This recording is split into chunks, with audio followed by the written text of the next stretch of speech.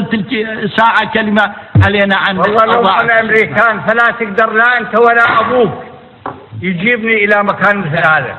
احترم نفسك. احترم نفسك أنت. أنا محترم نفسي. أنا قاضي. من يحترم. شنو هذا الأسلوب منك؟ هذا أسلوب. أنت أمام قضية جنائية، أنت متهم بقضية جنائية خطيرة، قتل أناس أبرياء. أنت جاوب على هذه القضية، احنا أعطيناك فرصة تجاوب. البارحة فقط مو صراعك القديم بينك وبين أمريكا في بغداد. هذول مو أبرياء، مو عراقيين. الصراع تستخدم مشتكين. شنو دخل صراع بينك وبين أمريكا بموضوع هذه المحكمة؟ احنا محكمة عراقية جنائية، ما لنا دخل بموضوعك السياسي. ماشي، أنا خاطب العراقي الذي له دخل، وجنابك جيب نفسك عنها.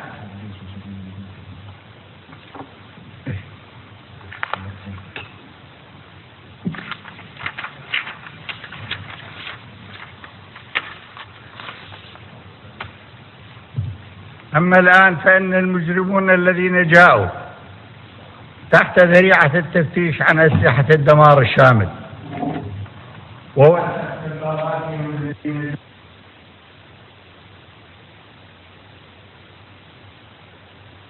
كما جعل الجلسة سرية ومغلقة. ماشي مغلقة خلاص.